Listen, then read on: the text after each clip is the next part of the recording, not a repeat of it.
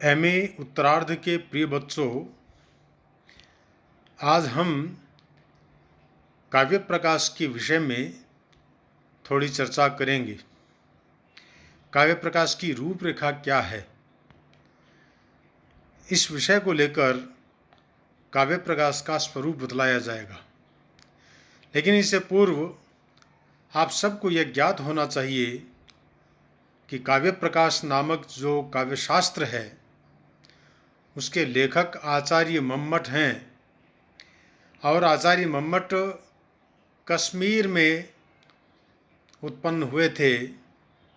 कश्मीर उनका पूर्वजों का भी स्थान था और इनका काल 11वीं शताब्दी का उत्तरार्ध माना जाता है।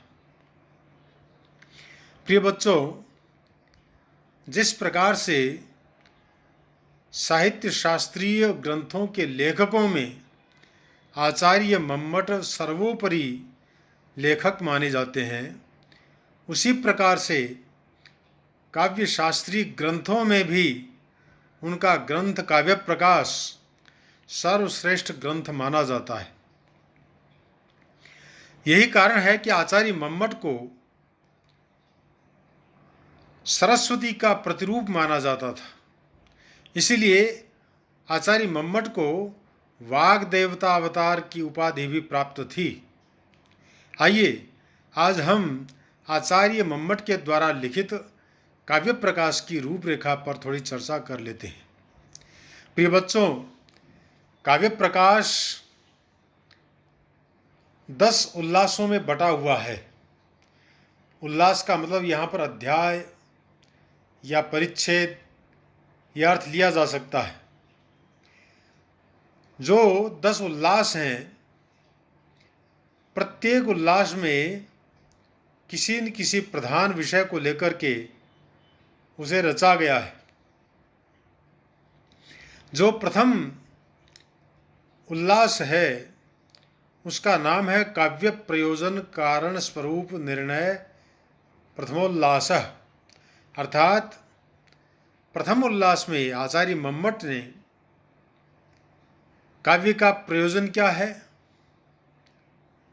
काव्य का कारण क्या है, काव्य का सामान्य स्वरूप या लक्षण क्या है और काव्य के मोटे मोटे भेद कितने हैं, इन विषयों को लेकर प्रथम अध्याय को लिखा गया है, यानी प्रथम उल्लास को लिखा गया है। द्वितीय उल्लास में आचार्य मम्मट ने शब्द और अर्थ का स्वरूप बतलाया है। इसलिए इस उल्लास का नाम ही शब्दार्थ स्वरूप निर्णय नाम है। अर्थात इसमें शब्द क्या है, शब्द कितने प्रकार का है, अर्थ क्या है, अर्थ कितने प्रकार का है, इन सब विषयों को लेकर व्यापक रूप से चर्चा की गई है। तृतीय उल्लास में, जिसका नाम है अर्थ व्यंजकता निर्णय नाम तृतीयोल्लास, अर्थात जो शब्द है, अर्थ है, उन दोनों में से शब्द की अधिकांश चर्चा द्वितीय उल्लास में हो गई है और शब्द की शक्तियों का जो विवरण है वह भी द्वितीय उल्लास में दे दिया गया है। तृतीय उल्लास में अर्थ की व्यंजकता के विषय में चर्चा की गई है। अर्थात अर्थ किस प्रकार से दूसरे व्यंग्य अर्थ को प्रदान करता है, यह यहाँ पर व्यापक रूप में चर्चित हुआ है। चतुर्थ उल्लास में ध्वनि के विषय में चर्चा की गई है। आपको ज्ञात होना चाहिए कि इसी कारण से काव्य प्रकाश के चतुर्थ उल्लास का नाम ध्वनि निर्णय नाम चतुर्थोध्याय है, चतुर्थोल्लास है। यहाँ पर आचार्य मम्मट ने ध्वनि के भेदों का विस्तार पूर्वक उदाहरण देकर के वर्णन किया है और आचार्य मम्मट ऐसे लेखक हैं जिन्होंने ध्वन्यालोक के बाद ध्वन्यालोक पर जिन्होंने कस करके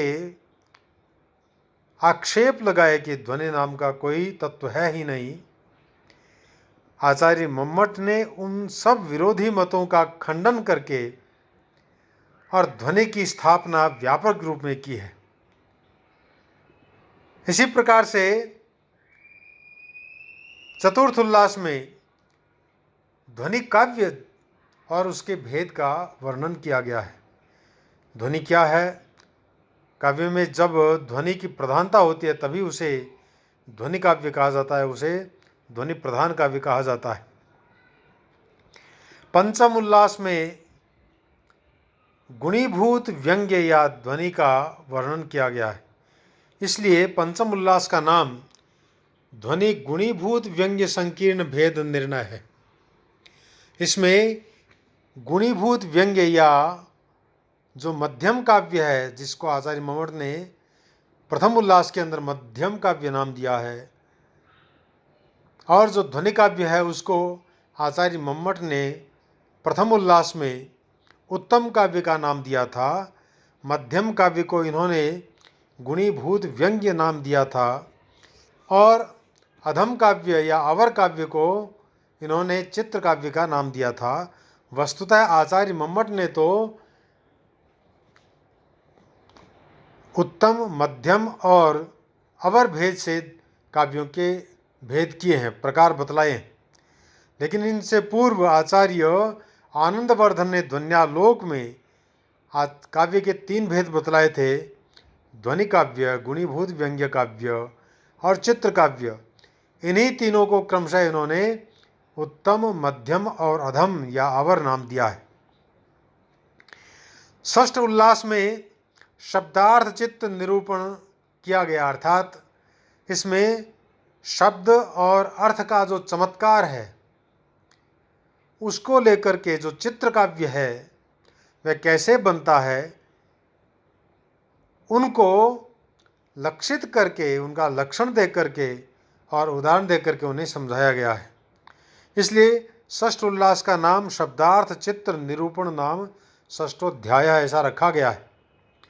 सप्तम उल्लास बहुत महत्वपूर्ण उल्लास है, जिसमें काव्य के दोषों का विस्तार से वर्णन किया गया है और उन दोषों में जो रसदोष है उसको ज़्यादा महत्वपूर्ण मान करके उसका बहुत विस्तार से वर्णन किया गया है।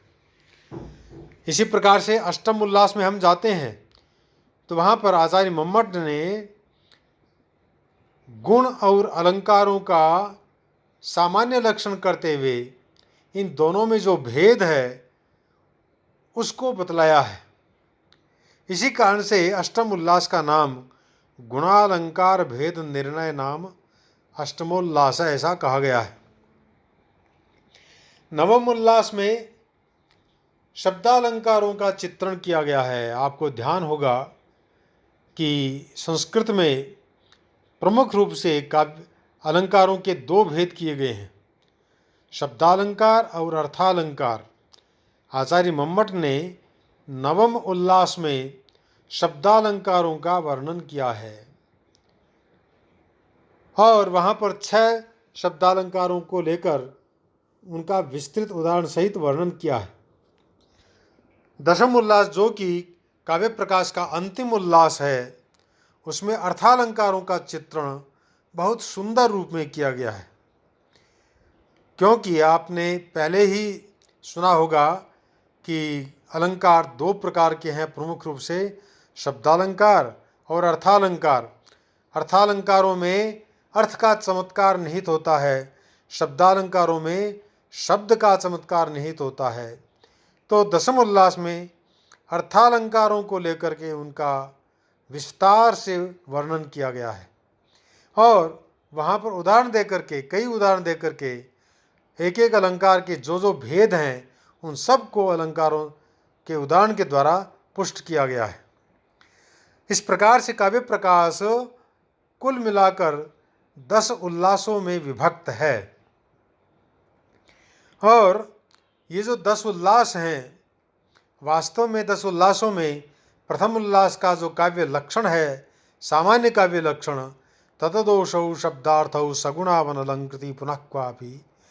इस काव्य लक्षण को लेकर के उसके अनुसार इन 10 उल्लासों का विस्तृत विवेचन किया गया है। अस्तु, आज हम काव्य प्रकाश के सामान्य परिचय के साथ यहीं इस अध्याय को, इस वीडियो को संपन्न करते हैं। आगे की बात लेकर के हम अगले वीडियो में आपके सामने उपस्थित होंगे। तब तक के लिए जयतु संस्कृतम, जयतु भारतम।